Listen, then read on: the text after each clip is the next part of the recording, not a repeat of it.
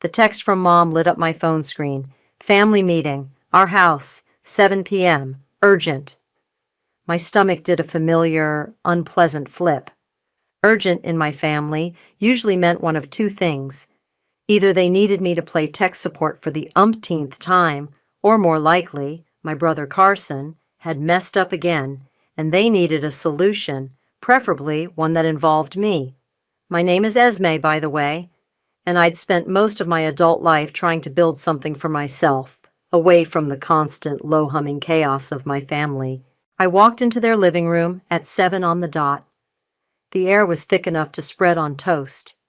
Mom, Adeline, sat ramrod straight on the sofa, her lips a thin, disapproving line.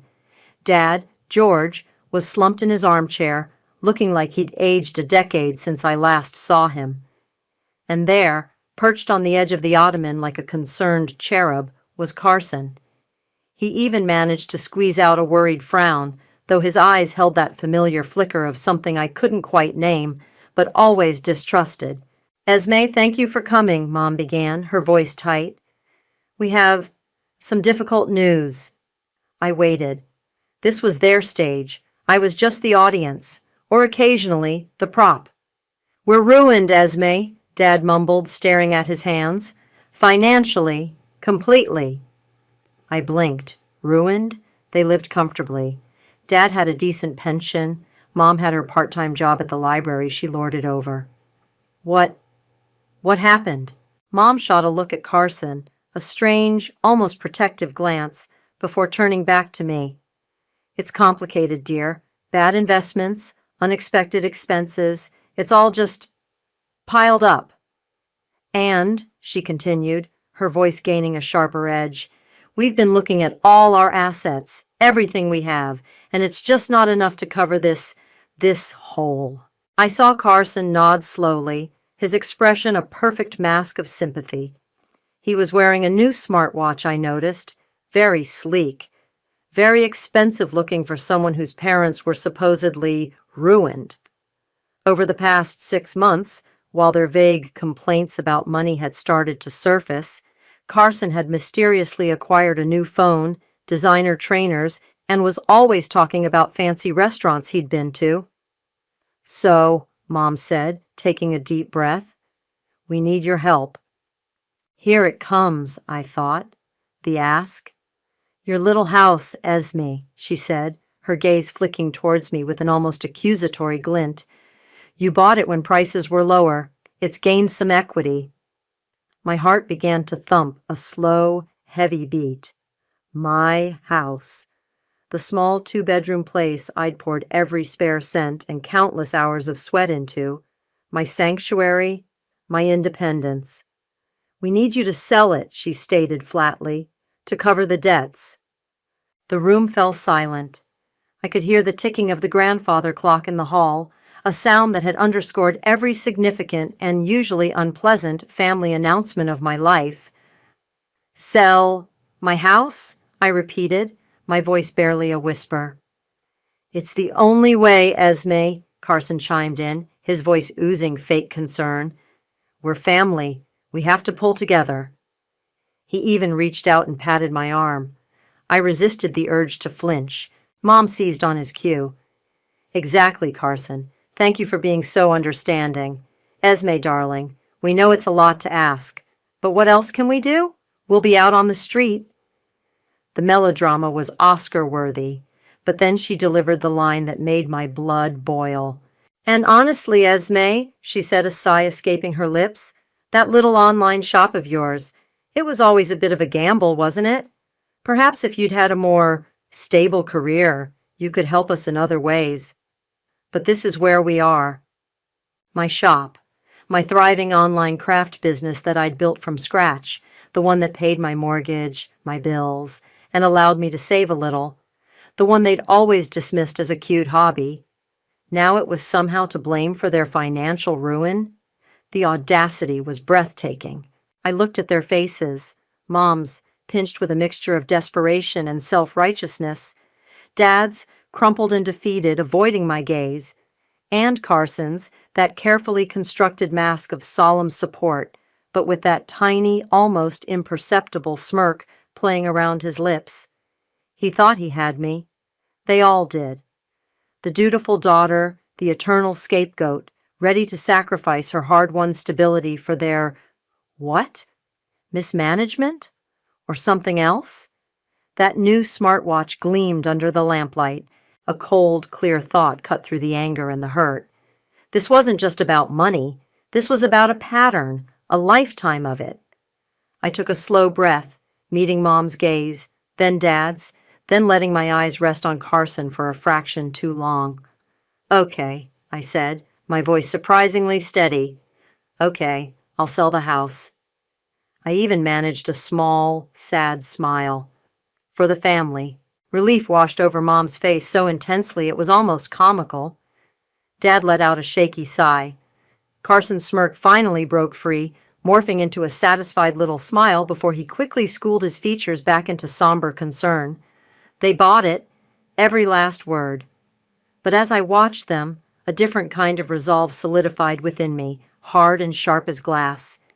If they thought I was just going to roll over and let them bulldoze my life to cover up their mess, or more accurately, what I was beginning to suspect was his mess, they were in for a very big surprise. This family meeting wasn't over. It had only just begun. The next morning, Mom called, her voice at least 2 shades lighter. "Esme, darling, I've already spoken to Brenda from down the street. You know her cousin is a real estate agent? She says the market is very good right now. We could get this sorted quickly." "That's great, Mom," I said, forcing enthusiasm into my voice while staring at my laptop screen, a half-written email to a local appraiser open. "Just send me the agent's details." "Oh, wonderful! You see, George, I told you Esme would come through for us," I heard her say to Dad in the background, followed by his indistinct murmur. Carson, naturally, had to add his 2 cents. He sauntered over to my place a couple of days later, ostensibly to see if I needed help packing. He wandered through my living room, picking up my carefully curated knickknacks, a smug little smile playing on his lips. "You know, sis," he said, examining a small ceramic bird I'd made, "it's probably for the best. This place is a bit small, isn't it? Once you've helped Mom and Dad out, you can find a nice little apartment. Less upkeep." "Right," I said, gritting my teeth. "Less upkeep." My little house, my pride and joy, dismissed as a temporary inconvenience. "And you're doing the right thing," he added, patting my shoulder with that infuriatingly condescending air of his. "Family first, always." "Always," I echoed, already picturing the digital breadcrumbs I was determined to follow. As soon as he left, I got to work. My agreement to sell was a smokescreen, a way to buy myself time. I remembered Carson, a few months back, puffing his chest out after a phone call, muttering something about a sweet deal he'd landed that was gonna change things. At the time, I dismissed it as typical Carson bluster. Now, it felt significant. My first stop was their shared online banking. Years ago, I'd helped Mom and Dad set it up, and my login details, embarrassingly, still worked. They weren't exactly tech-savvy, and I doubted they'd ever bothered to change the password I'd set for them, Fluffy193, after their dearly departed cat. Sure enough, I was in. I started scrolling back through months of statements, my heart thumping. I was looking for anything around the time Carson started his spending spree, and my parents began their vague moaning about tightening belts. It didn't take long. There were several large transfers, all marked with vague descriptions like loan repayment or investment withdrawal. But they weren't withdrawals from an investment. They were disbursements into their main checking account. And then, almost immediately, similar large sums would go out, labeled simply transfer, or with a generic biller name I didn't recognize. The amounts were significant, far more than their usual expenses. And the timing? It lined up almost perfectly with Carson's new phone, his designer wardrobe updates, and those fancy dinners he'd been bragging about. "What are you up to, Carson?" I murmured to the screen. I spent hours cross-referencing dates, amounts, trying to piece together a puzzle with half the pieces missing. My online shop orders chimed in the background, a steady rhythm of legitimacy against the murky transactions I was uncovering. Mom called again a few days later. "The agent is coming over to your place tomorrow at 10 to do an initial valuation, Esme. Make sure it's tidy, dear." "Will do, Mom," I said, my mind racing. I needed something more concrete. That evening, I was at their house, ostensibly to pick up some old photo albums Mom wanted me to store safely, since they'd soon be downsizing. The real reason was the family computer in the study. Carson was notoriously lazy about logging out of his accounts. While Mom was fussing in the kitchen and Dad was watching TV, I slipped into the study. My fingers flew over the keyboard. Bingo. He'd left his email logged in. My breath hitched. I scanned his inbox, my eyes darting over subject lines. Most of it was junk, gaming notifications, social media updates, and then I saw it. An email confirmation from Prestige Auto Detailing. The date was 3 months ago, right when the large sum started moving out of my parents' account. The subject line read, "Your full detail and ceramic coating appointment for Mercedes C-Class." A Mercedes? Carson? He drove a beat-up 10-year-old hatchback that was perpetually low on gas. I clicked open the email. It confirmed an appointment, the make and model of the car, and listed the services performed, the works, costing a small fortune. My eyes scanned down to the location of the detailing shop. It was in the city's most affluent district, right next to a string of high-end car dealerships. Dealerships Carson couldn't afford to even window shop at, let alone buy from. My blood ran cold. This wasn't just about him sponging off Mom and Dad for new clothes. This was something much, much bigger. And he was trying to make me pay for it with my home. The audacity, the sheer, unmitigated gall. My hand tightened into a fist. He wasn't just going to get away with this. Not anymore. The Prestige Auto Detailing email was a blazing arrow pointing directly at Carson's deception. The next morning, I told the real estate agent Mom had sent that I needed a few more days to declutter before she officially listed the house. She was surprisingly understanding, probably used to sellers dragging their feet. That bought me a little more breathing room. I drove out to the address from the email. The detailing shop was exactly where it said it would be, nestled between a gleaming Porsche dealership and a showroom filled with sleek, expensive Audis. I parked across the street, just watching for a while. It was a long shot, but I had to try. I eventually went into the Audi dealership, pretending to browse. "Just looking for some inspiration," I told a young, eager salesman who approached me. "My brother's been talking about upgrading his car, mentioned he was around this area recently, drives an older hatchback, but he's dreaming big." The salesman, probably smelling a potential commission, however distant, became chatty. "Oh, we get a lot of dreamers, and sometimes they become buyers. What's his name? Maybe he popped in." "Carson," I said. "Carson W. Just Carson." I mentally kicked myself for almost saying our surname. He tapped on his tablet. Don't see a Carson in our recent inquiries, but people browse all the time." He then gestured vaguely. "The Mercedes dealership next door does a lot of business, too. Popular choice." Mercedes. The email had specified a Mercedes C-Class. I thanked him and left, feeling a little deflated, but also more certain. He wouldn't have used his real name if he was just browsing, but the car detail was specific. Back home, I took a deep breath and dipped into my shop's emergency savings. It wasn't much, but it was enough to hire one of those online private investigator services that specialized in vehicle registration searches. I typed in Carson's full name and our state, paid the modest fee, and crossed my fingers. The site said it could take 24 to 48 hours. The waiting was agony. That night was the pre-scheduled family dinner at my parents' house, a weekly ritual I usually tried to find excuses to miss. Tonight, I knew I had to go, to keep up appearances. "So, Esme?" Mom began as she served overcooked roast chicken. Brenda's cousin said your house should sell quickly. She's very optimistic. That's good, I said, pushing a dry piece of chicken around my plate. Carson naturally couldn't resist a jab. He'd been unusually quiet, mostly smirking into his plate. Yeah, it's great you're finally contributing something significant, sis. Shame that little online hobby of yours couldn't even cover a decent dinner like this, eh? He gestured expansively at the mediocre meal. My fork clattered against the plate. I bit back the retort that my little hobby paid my mortgage, something he, living rent-free with our parents, clearly couldn't comprehend. Now, Carson, be nice, Mom chided gently, but there was no real heat in it. Your sister is doing her best, and you've been such a rock for us through all this, dear, she added, beaming at him. So supportive. I nearly choked on my water. Supportive?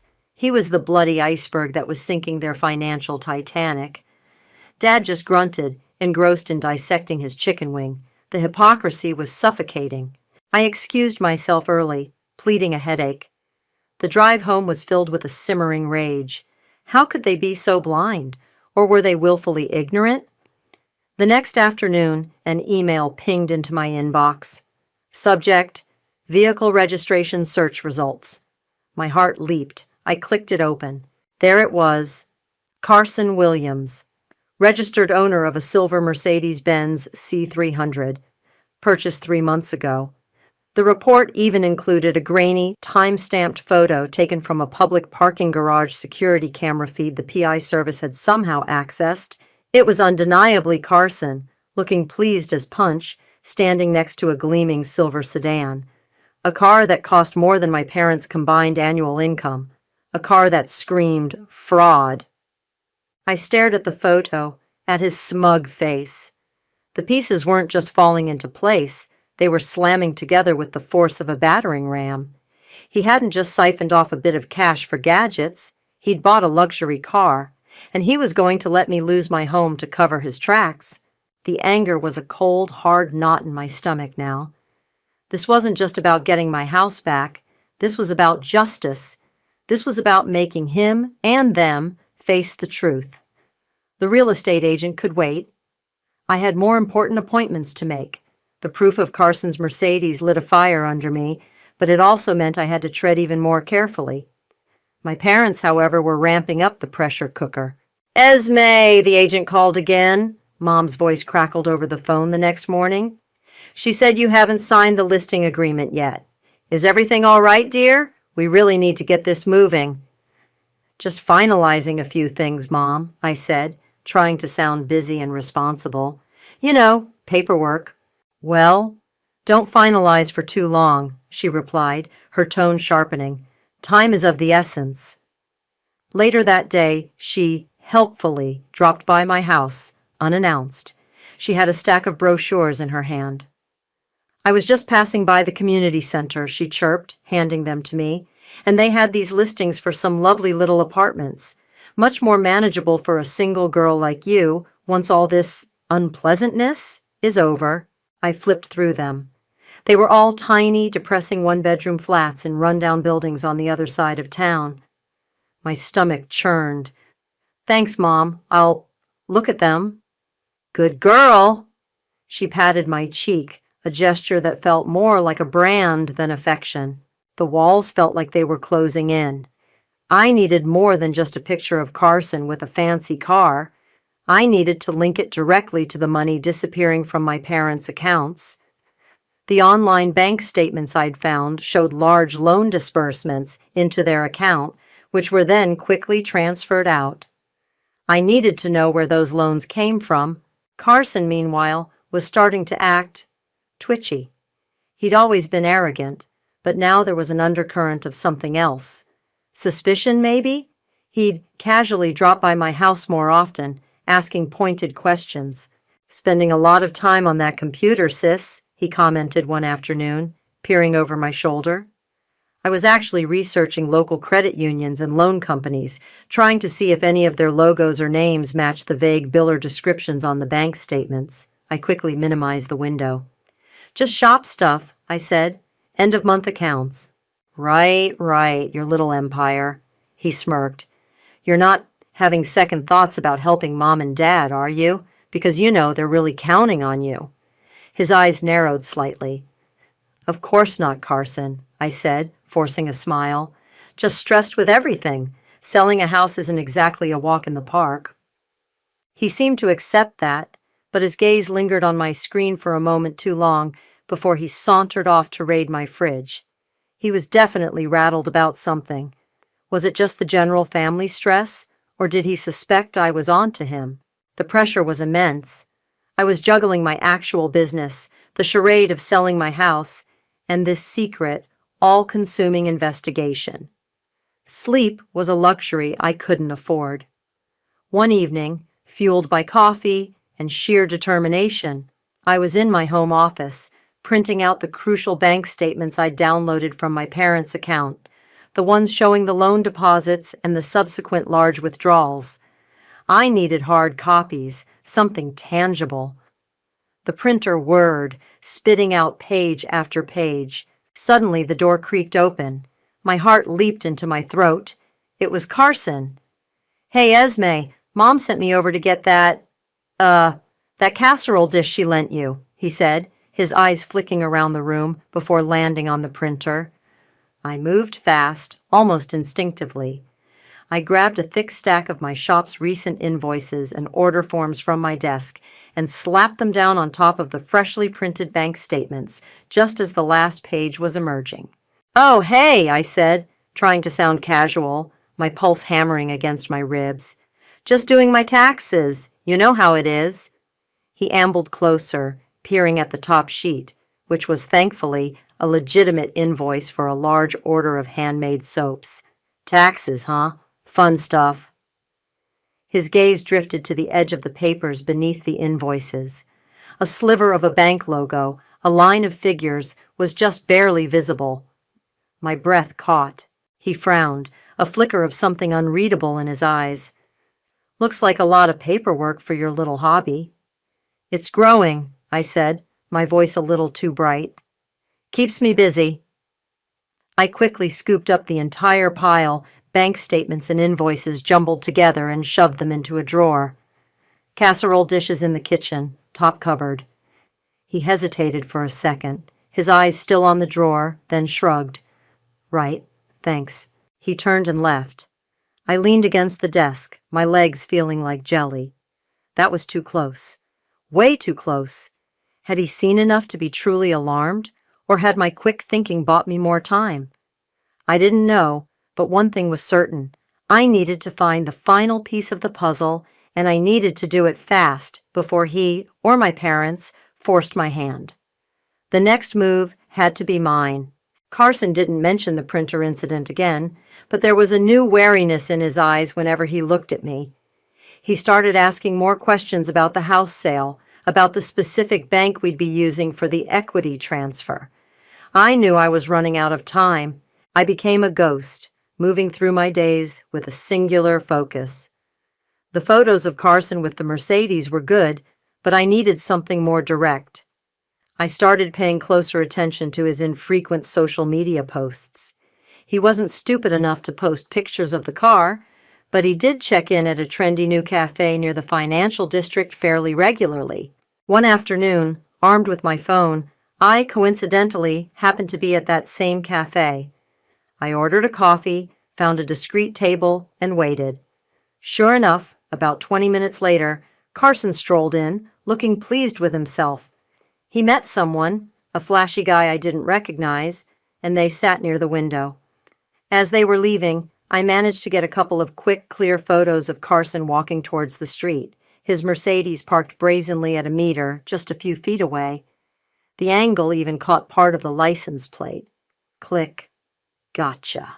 The real breakthrough, though, came from a desperate, late-night gamble. Mom had, in one of her more anxious ramblings about their debt, mentioned the names of a couple of loan companies they'd supposedly dealt with in the past for a small home improvement loan years ago. Friendly Finance and Secure Lend, she'd called them. On a hunch, I visited their websites. Most legitimate financial institutions have online portals for customers. I tried friendly finance first. I knew Dad's email, his date of birth, the usual stuff. The security questions were the hurdle. What was the name of your first pet? I remembered them talking about a scruffy terrier named Patch from before I was born. I typed it in. What is your mother's maiden name? Easy. What was the model of your first car? That one stumped me for a bit. Then I recalled Dad grumbling about an old Ford Cortina he'd loved. My breath hitched as the screen changed. Logan successful. I was in. My hands were shaking. I navigated to the loan documents section, and there they were, not old home improvement loans. These were recent, very recent, 3 of them, all taken out in the last 4 months, each for a substantial 5-figure sum. The total was astronomical, easily enough to buy a luxury car and then some, and all in my parents' names, George and Adeline. My blood ran cold as I opened the scanned PDF of the first loan agreement. I scrolled down to the signature line. George's name was there, but it wasn't quite right. Dad's signature was usually a confident, slightly flamboyant scrawl. This was shaky, hesitant, the loops a little too round, the slant slightly off. It was a decent attempt, passable if you weren't looking closely, but I knew my father's signature. I'd seen it on countless school permission slips, birthday checks, official documents. This wasn't it. My mind raced. Carson. It had to be. He lived with them. He'd have access to their mail, their personal information. I pulled out an old birthday card from my desk, one Carson had given me years ago. His handwriting was lazy, a bit sloppy, but certain characteristics jumped out. The way he formed his G, the slightly exaggerated curve of his S. I held the card next to the screen, comparing his writing to the forged signature on the loan document. It was a match. Not a perfect CSI-level match, but close enough for my gut to scream, "Guilty!" I felt sick. He hadn't just taken their money. He'd actively forged their signatures, saddling them with crippling debt they clearly knew nothing about the true extent of, all for a stupid car and a lifestyle he couldn't afford. And they, in their blind favoritism, were ready to throw me to the wolves to fix a problem he created. I immediately called Sarah, my best friend. I'd kept her vaguely in the loop, but now I spilled everything. The car, the bank statements, the forged signatures. "Oh my God, Esme," she breathed, horrified. That's insane. Your own brother?" "I know," I said, my voice trembling. "I feel like I'm going to be sick." "What are you going to do?" she asked. I took a deep breath, the image of the forged signature burning in my mind. "I'm going to expose him." Sarah was silent for a moment. "Are you sure? This will blow up your whole family." "They were ready to blow up my life," I said, a cold, hard resolve settling in. It's time they faced the consequences of his actions and their own blindness. I spent the rest of the night compiling my evidence, printouts of the loan documents with the forged signatures highlighted, the photos of Carson with the Mercedes, copies of the bank statements showing the money flowing in and out, even a printout of that damning car detailing email. I placed everything into a neat, ominous folder. The bank meeting, the one where I was supposed to sign away my house to help the family, was scheduled for the next morning. Mom had called earlier, her voice practically giddy with relief. "Tomorrow, Esme, we can finally put this all behind us." I looked at the folder. Tomorrow, indeed. But it wouldn't be me putting anything behind me. It would be them, finally facing what they'd allowed to happen, what they'd tried to make me pay for.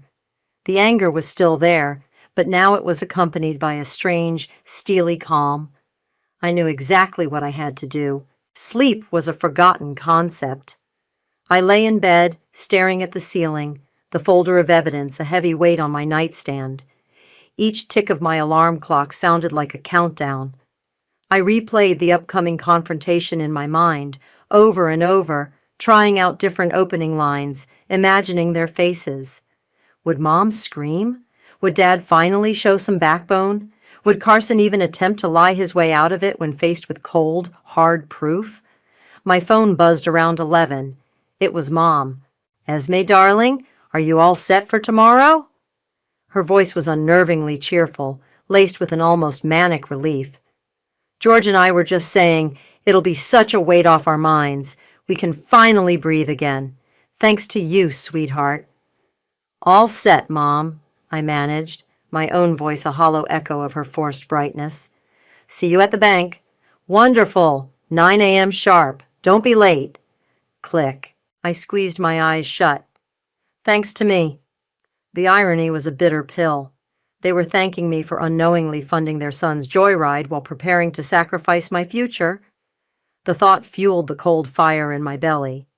A few minutes later, another buzz, a text message, from Carson. "Looking forward to tomorrow. You're doing a good thing, sis. Really appreciate it." Followed by a smug-looking smiley face emoji. I threw my phone onto the duvet, a surge of pure, unadulterated rage washing over me. Appreciate it? He appreciated that I was about to lose my home, my security, the one thing I'd built for myself, all so he could continue his charade?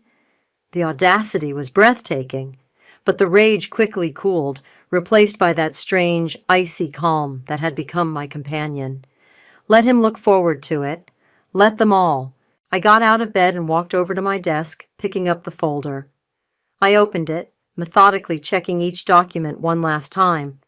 The loan applications with those shaky, forged signatures.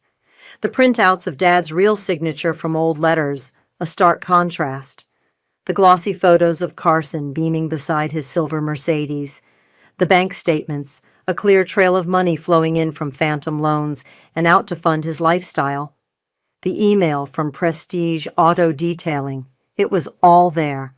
A neat, undeniable narrative of deceit and betrayal. I thought back over the years. The countless times Carson's minor scrapes had been smoothed over by Mom and Dad.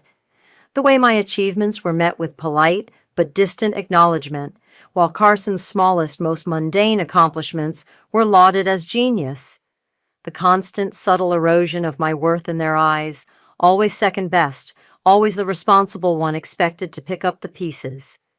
This wasn't just about a house or money anymore.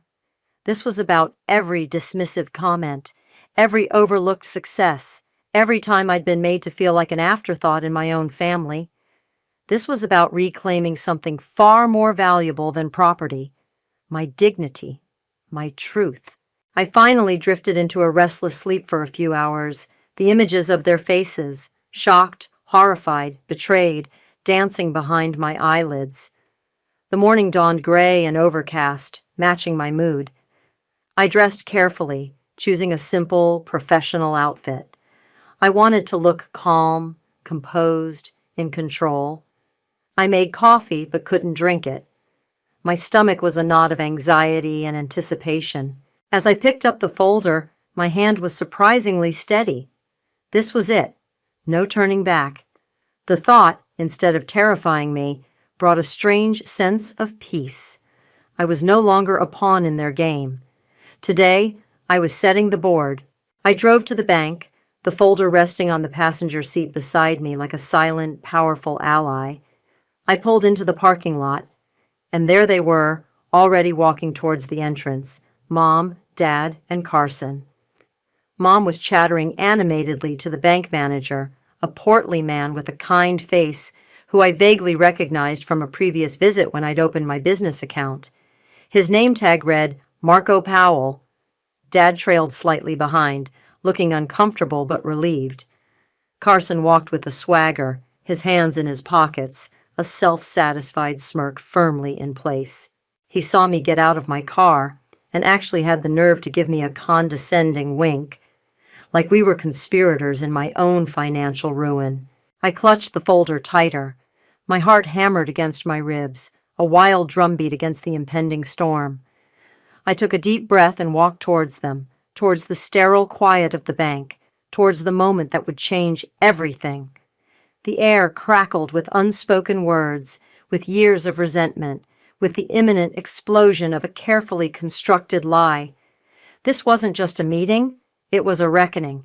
Marco Powell, the bank manager, ushered us into a small, glass-walled conference room. "Please have a seat. Coffee? Water?" Mom simpered. Water would be lovely, thank you, Marco." Carson leaned back in his chair, looking for all the world like he owned the place. Dad just looked down at the polished table. I sat opposite them, placing my folder squarely in front of me. Marco began, his tone professional and sympathetic. "So, Adeline, George, as we discussed, your current financial situation is quite precarious. Several outstanding personal loans, maxed credit facilities. It's a significant debt load." He glanced at me. "And Esme, you've generously agreed to leverage the equity in your property to help consolidate these debts and alleviate the immediate pressure. We have the preliminary paperwork here." He started to slide a sheaf of papers across the table towards me. This was it. My cue. "Actually, Marco," I said, my voice surprisingly calm and clear in the quiet room, "before we proceed with selling my house, I believe we need to discuss these debts first, specifically how they came to be." All three of them looked at me, Mom with a flicker of annoyance, Carson with a raised eyebrow of feigned curiosity, Dad with a sort of dazed incomprehension. Marco paused, his hand hovering over the papers. I opened my folder. "These loans," I continued, pulling out the first forged loan application from Friendly Finance and placing it in the center of the table. "This one, for instance, taken out 4 months ago, in your names, Mom, Dad." Mom frowned. "Well, yes, dear, we had to cover some things." "Things like a brand new Mercedes C-Class, perhaps?" I asked, my gaze flicking to Carson. His confident smirk faltered, just a little. I then laid down one of the glossy photos of him beaming beside the silver car. A small gasp escaped Mom. Dad's head jerked up. Carson's face went rigid. "Esme, what is the meaning of this?" Mom demanded, her voice rising. "The meaning, Mom," I said, my voice hardening, "is that this signature here, George's signature? It's a forgery." I placed an old signed birthday card from Dad next to the loan document. "Compare them. They're close, but not close enough." The color drained from Dad's face. He stared at the two signatures, then at Carson, his mouth falling slightly open. "And this loan," I continued, laying down another application, this one from Secure Lend, also taken out in your names, also with a forged signature, and another one after that. I spread the documents out, totaling over $70,000. Funny how that's roughly the price of a new Mercedes, isn't it, Carson? Carson's face was now a mask of dawning horror. He looked like a cornered animal. I don't know what you're talking about," he stammered, his eyes darting between me, the papers, and our parents. "Oh, I think you do," I said, my voice like ice. I added the printouts of the bank statements, showing the large deposits from these loan companies, followed by equally large withdrawals. The money came into their account, and then, poof, it was gone. Around the same time, you started sporting new designer clothes, a fancy smartwatch, and, of course, this rather expensive car that required prestige auto detailing. I tossed the email confirmation onto the growing pile of evidence. Marco Powell was watching this unfold with wide, shocked eyes, but he remained silent, a stunned observer to our family's implosion. Mom was staring at Carson, her face a mixture of disbelief and dawning, terrible understanding. "Carson," she whispered, her voice trembling. "What is she saying?" "She's lying," Carson finally blurted out, his voice cracking. "She's making it all up. She doesn't want to sell her precious house, so she's trying to blame me. Am I, Carson?" I met his panicked gaze. "Then explain the car. Explain these signatures. Explain where $70,000 went, because Mom and Dad certainly don't seem to know." Dad finally spoke, his voice raspy, broken. "Carson, son, did you do this?" He looked utterly devastated, like his world had just crumbled around him. Carson stared at him, his bravado completely gone, replaced by sheer, unadulterated terror. He opened his mouth, then closed it again, unable to form a coherent denial. The evidence was too damning, too complete. I looked from Carson's terrified face to my mother's aghast expression, to my father's broken one. The silence in the room was heavy, suffocating. Then I turned to my parents.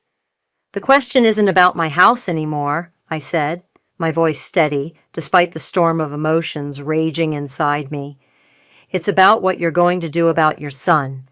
It's about the fact that he defrauded you, and that you were so quick to believe his lies, so quick to blame my struggling shop, so willing to ruin me to protect him, even from yourselves." The silence stretched, thick with unspoken accusations and shattered illusions. Carson looked like he was about to throw up. Mom just stared, tears welling in her eyes. Dad looked like he'd aged 20 years in 20 minutes. The smugness, the entitlement, the carefully constructed family narrative, it had all come crashing down in a sterile bank office. The dam finally broke. Carson crumpled, burying his face in his hands, his shoulders shaking with sobs. I didn't mean for it to get so out of control," he wailed, the words muffled. "I was going to pay it back. I just needed a little boost." Mom let out a strangled cry, a sound somewhere between a gasp and a sob. "Carson, how could you, after everything we've done for you?" She rounded on him, her earlier shock morphing into a raw, hysterical fury. "Your own parents, and you let us blame Esme? You stood there and let us demand she sell her home?" Dad just sat there, utterly silent, his face gray. He looked like a statue, frozen in a moment of unbearable pain. The fight seemed to have drained out of him completely, leaving behind a hollow shell. Marco Powell cleared his throat, his professional composure strained. "Perhaps," he suggested delicately, his eyes avoiding direct contact with any of us, "this is a family matter that needs to be resolved privately. We can reschedule any legitimate financial discussions for a later date, once things are clearer." He gathered the untouched bank paperwork with a quiet efficiency. I stood up, collecting my folder. My job here was done. "I think that's a good idea, Marco. Thank you for your time." I didn't look at my family. I couldn't. I just turned and walked out of the conference room, out of the bank, and into the cool, indifferent air outside. The sounds of Mom's escalating tirade and Carson's pathetic whimpers faded behind me. I drove home, the silence in my car a stark contrast to the storm I'd just unleashed. I didn't feel triumphant, not exactly. There was a grim satisfaction, yes, but also a profound sadness. The family I'd known, flawed as it was, had been irrevocably shattered. The fallout was swift, though I only heard about it in piecemeal snippets. Sarah called later that day, having received a frantic, tearful call from my mother. Apparently, one of the loan companies, alerted by Marco Powell about potential fraud after our dramatic exit, had already initiated an investigation. Carson, faced with actual legal repercussions, had confessed to everything, not just to our parents, but to the authorities. He had to sell the Mercedes, of course. It barely covered a fraction of the debt he'd racked up. I heard he was facing charges, though I made it clear I wouldn't be pressing any myself. The loan companies were more than capable of handling that. My parents, forced to confront the full extent of their son's betrayal and their own monumental denial, were devastated. They had to sell their own house, the one filled with a lifetime of memories, to cover the remaining debts. They moved into a small rented apartment, ironically, one very similar to the depressing brochures Mom had so eagerly pressed on me. They tried to reach out. Mom called, her voice thick with tears and guilt-ridden apologies. "Esme, I am so sorry. We were blind. We were fools. Can you ever forgive us?" Dad sent a short, stilted email, full of remorse and shame. Even Carson, through a mutual acquaintance, tried to send a message, something about being young and stupid and hoping I could understand. I didn't respond directly to any of them. Not yet. The wounds were too raw, the betrayal too deep. I needed space. I needed to breathe. I kept my house, my sanctuary. My online shop, ironically, started to do even better. Orders poured in, as if the universe itself was rewarding my stand. It became a symbol of my independence, my resilience. A few weeks after the bank meeting, I was sitting on my small porch, sipping tea, watching the sunset paint the sky in hues of orange and purple. My phone buzzed. It was Sarah. "Just checking in," she said. "How are you, really?" I took a deep breath. "I'm okay," I said, and for the first time, it felt true. It's quiet, too quiet sometimes, but it's a good quiet. They say revenge is a dish best served cold. Mine was served in a sterile bank office, and yes, there was a certain satisfaction in watching the truth unravel. But the silence in my family albums speaks volumes now. The empty chairs at future holidays, the unspoken words hanging in the air. I chose truth, and in doing so, I chose myself. Some debts, I realized, can never truly be repaid, not in money anyway. But some chains, the ones that bind you to toxic patterns and unearned guilt, can, and absolutely must, be broken. I looked out at the fading light, a sense of hard-won peace settling over me. My future was my own, finally, and that was a victory worth more than any house,